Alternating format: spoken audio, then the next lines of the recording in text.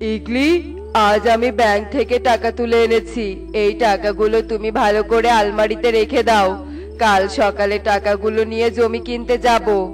আচ্ছা ঠিক আছে, আমাকে টাকাগুলো দাও, আমি আলমারিতে রেখে দিচ্ছি। এরপর ঈগল টাকাগুলো ইগলিকে দিয়ে দেয়, আর ইগলি টাকাগুলো নিয়ে আলমারিতে রেখে দেয়। আর তারা দুজনে ঘুমিয়ে পড়ে।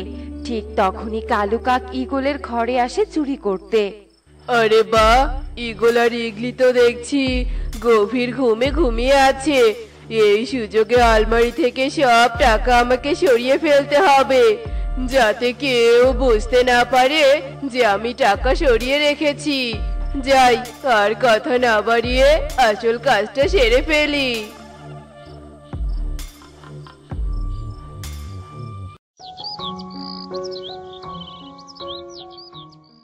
ইগলি, আমাকে আলমারি থেকে টাকাগুলো বের করে দাও তো।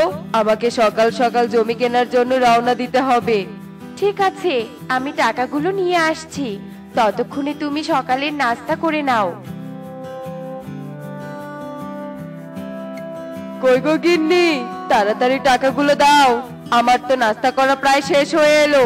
তোমার আসার তো কোনো নামই দেখছি না। ওগো, আমাদের সর্বনাশ হয়ে গেছে। আমি যে টাকাগুলো আলমারিতে খুঁজে পাচ্ছি না। এসব তুমি কি বলছো ইগলি? টাকাগুলো খুঁজে পাচ্ছ না মানে? ভালো করে খুঁজে দেখো, নিশ্চয়ই পাবে। আমি তো ভালো করেই খুঁজে দেখলাম, কিন্তু কোথাও তো টাকাগুলো খুঁজে পাচ্ছি না। চোর আবার আমাদের টাকাগুলো চুরি করে নিয়ে যায়নি তো? এতগুলো টাকা আমাদের চুরি হয়ে গেল, আর আমরা টেরও পেলাম না। হায় হায় হায় রে, কত আশা করেছিলাম এই বনের সব বড় জমিটা আমি কিনে নিব, তার হলো না। কে আমার এত বড় সর্বনাশ করলো, তাকে আমি উচিত শিক্ষা দিতে চাই। যে টাকা চুরি করেছে সে কি আর বসে আছে? সে তো পালিয়ে গেছে। তাকে তুমি উচিত শিক্ষা দিবে কি করে? আমি তাকে উচিত শিক্ষা দিতে না পারলেও এ বনে এমন একজন আছে যে ওই চোরকে উচিত শিক্ষা দিতে পারবে। তুমি কার কথা বলছো? ইগলি, তুমি এখনো বুঝতে পারছো না আমি কার কথা বলছি? আমি এ বনের গোয়েন্দা টুনির কথা বলছি। গোয়েন্দা টুনির অনেক বুদ্ধি। উনি একবার জানতে পারলে ওই চোরকে উচিত শিক্ষা দিয়েই ছাড়বে। তাহলে তো ভালোই হবে। হ্যাঁ ইগলি, তুমি বাড়িতে থাকো। আমি গোয়েন্দা টুনির কাছে যাচ্ছি, যাতে টুনি চোরকে খুব তাড়াতাড়ি ধরতে পারে। এ কথা বলে ঈগল টুনির কাছে যায়, আর টুনিকে গিয়ে সব কথা খুলে বলে। আমি অনেক বড় বিপদে পড়ে আপনার কাছে এসেছি, দয়া করে আপনি আমাকে সাহায্য করুন। কি হয়েছে মিস্টার ঈগল, আমাকে বলুন, আমি নিশ্চয়ই আপনাকে সাহায্য করব। এরপর ঈগল গোয়েন্দা টুনিকে সব কথা খুলে বলে, আর সব শুনে গোয়েন্দা টুনি বলতে থাকে, সে কি কথা, আপনার বাড়ি থেকে কাল রাতে টাকা চুরি হয়েছে? কিন্তু কে করলো এমন কাজ? তাকে তো শাস্তি পেতেই হবে। আপনি কোনো চিন্তা করবেন না, আপনি বাড়িতে চলে যান, আমি ওই চোরকে খুঁজে বের করব। ঠিক আছে, এবার তবে আমি আসি। এ বনে কে এমন আছে যে চুরি করতে পারে? আমাকে তা খুঁজে বের করতেই হবে। এভাবেই সেই দিন কেটে যায়।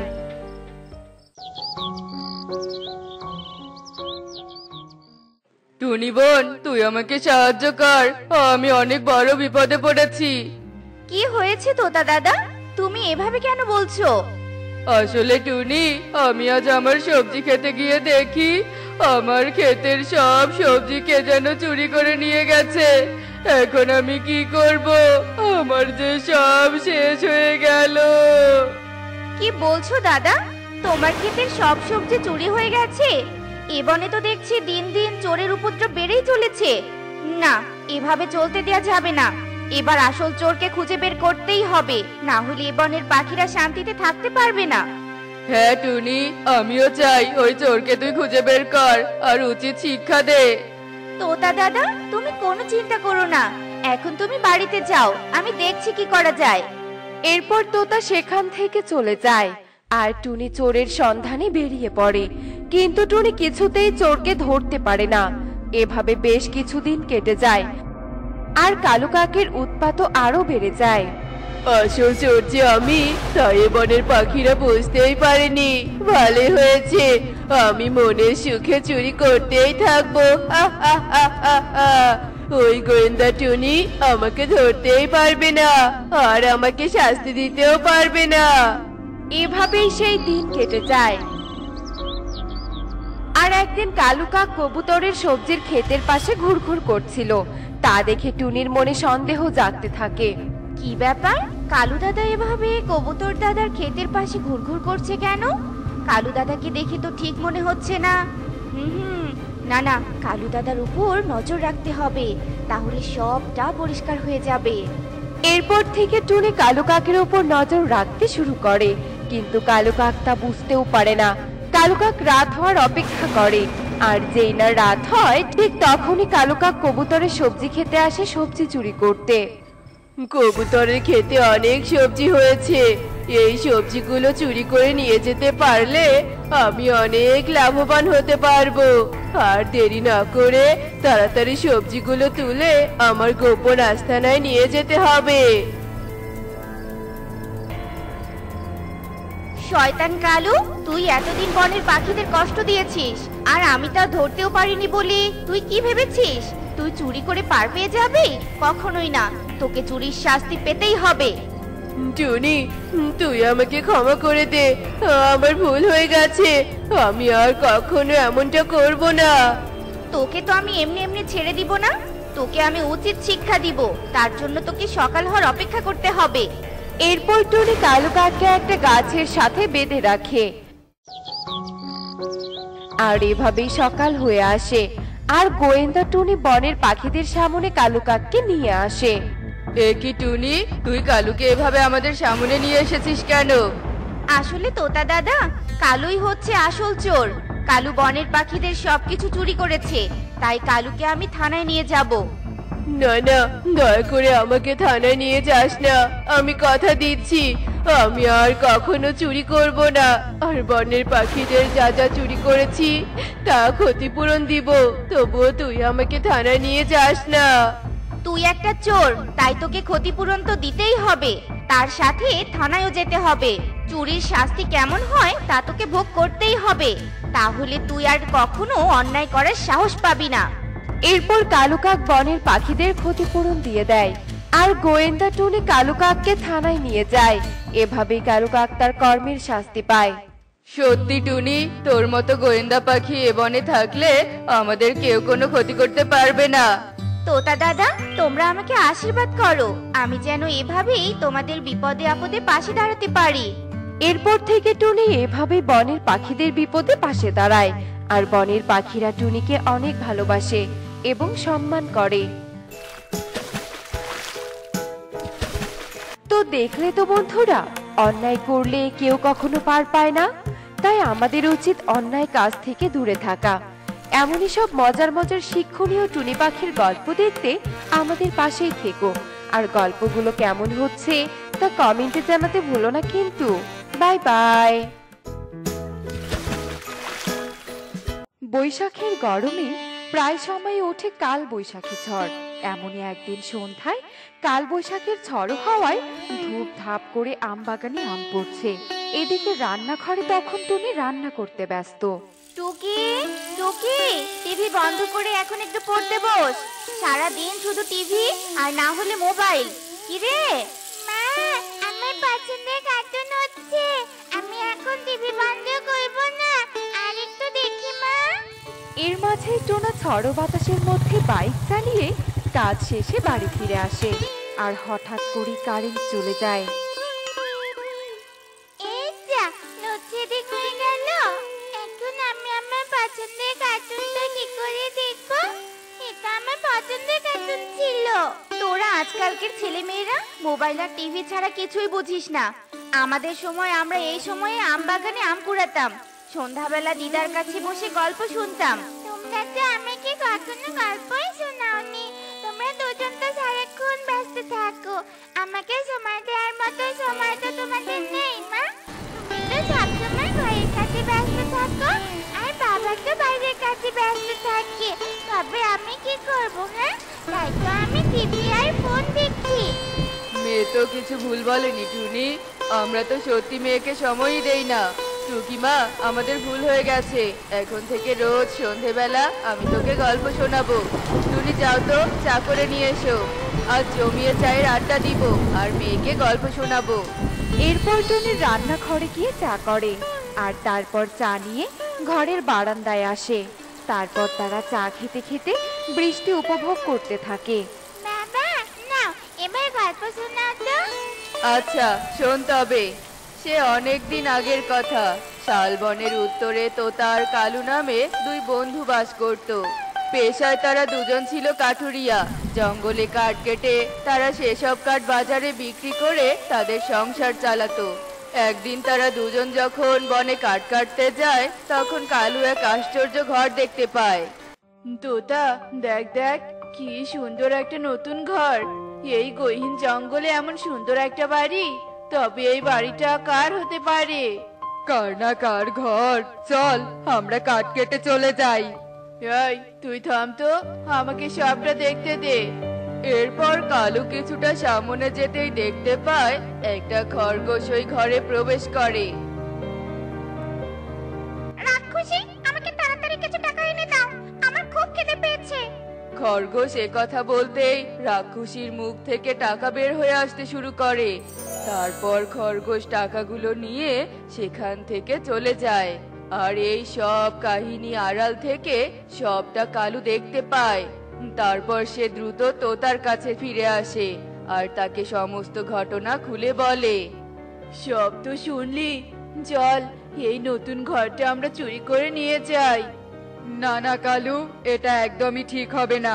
এভাবে অনুমতি ছাড়া কোনো কিছু দখল করা ঠিক নয়। তুই থাম তো, এই ঘর তো আমি আমার সঙ্গে নিয়ে যাবই যাব। এই ঘরের ভিতর রাক্ষসীর মূর্তি রয়েছে। সেই রাক্ষসীর কাছে যা চাওয়া হয় তাই পাওয়া যায়। কালু, এটা কোনো ফাঁদ হতে পারে। এভাবে বিনামূল্যে কিছু নিতে নেই। আর তাছাড়া চুরি করা তো মহাপাপ। চল আমরা বাড়ি ফিরে যাই। বাড়ি বলতে তো সেই ভাঙা কুঠির। আমি কিছুতে ওই ভাঙা কুঠিরে ফিরবো না। এত সুন্দর নতুন বাড়ি, তারপর ধনী হওয়ার সুবর্ণ সুযোগ, এ আমি কিছুতেই হাতছাড়া করব না। তাই আমি তোর কথাও শুনবো না। আমি এই নতুন ঘর চুরি করে বনে নিয়ে যাব, তারপর অনেক ধনী হব। এত লোভ ভালো নয়। দেখিস তোর জন্য যেন বনে সবার আবার বিপদ না হয়। তোর সব কিছুতেই শুধু নীতি বাক্য। বুঝতে পেরেছি, আবার উন্নতি তোর সহ্য হচ্ছে না। তোর মতো বন্ধুর আমার কোনো দরকার নেই। এখন থেকে আমার সঙ্গে আমার নতুন ঘর থাকবে। এসব বলে কালু আর এক মুহূর্ত দেরি না করে নতুন ঘর চুরি করে বনে নিয়ে আসে। জাদুর রাক্ষসী মূর্তি, এক্ষুনি আমাকে অনেক অনেক খাবার দাও, আমার অনেক খিদে পেয়েছে। এ কথা বলতেই রাক্ষসীর মুখ থেকে খাবার বেরিয়ে আসতে থাকে। আর এভাবেই কালু প্রতিনিয়ত রাক্ষসীর কাছ থেকে খাবার, টাকা, সোনাদানা সব নিত। আর ধীরে ধীরে কালু বনের সব থেকে ধনী পাখি হয়ে যায়। একদিন কালু যখন রাক্ষসীর কাছে সোনা চায়, তখন হঠাৎ রাক্ষসী কথা বলে ওঠে। আমি আবার আমার প্রাণ ফিরে পেয়েছি। কি, এটা তো আসল রাক্ষসী। মূর্তি থেকে জীবিত হলো কি করে? রাক্ষসী, তুমি জীবিত হলে কি করে? তুই আমাকে আমার প্রাণ ফেরাতে সাহায্য করেছিস। তোর লোভ আমাকে আবার জীবিত করেছে। আমি এক অভিশাপে মূর্তি হয়েছিলাম। অভিশাপ কাটানোর জন্য আমার এক লোভী পাখির দরকার ছিল। যদি আমি প্রতিনিয়ত লোভী পাখিকে অর্থ সম্পত্তি দিতে থাকি, তবে আমার অভিশাপ কাটবে, এটা বলা ছিল। তবে তো আমি তোমার উপকার করেছি। আমি তো তোমার বন্ধু, আমাকে তুমি কিছুই করবে না। আমার কোনো বন্ধু নেই, আর আমি উপকার মনেও রাখি না। আমার প্রথম শিকার হবি তুই। না না, আমাকে কিচ্ছু করো না, আমি তো তোমাকে সাহায্য করেছি। কিন্তু রাক্ষসী তার জাদু শক্তি প্রয়োগ করে কালুকে একটা খাঁচায় বন্দি করে ফেলে। না না, এক্ষুনি তোকে খাবো না। যেহেতু তুই আমাকে অভিশাপ থেকে মুক্ত করেছিস, তাই আমি তোকে সবার শেষে খাবো। চাই বনের বাকি পাখিদের ধরে নিয়ে আসি, সব পাখিকে একসাথে খাবো। এরপর রাক্ষসী বনে তাণ্ডব শুরু করে দেয়। তোরা এখানে চাষ করছিস? তাড়াতাড়ি পালা এখান থেকে, বনে রাক্ষসী এসেছে, পালা। এই বলতেই সেখানে রাক্ষসী চলে আসে। পালিয়ে যাবি কোথায়? এবার সকলকে আমার হাতে মরতে হবে।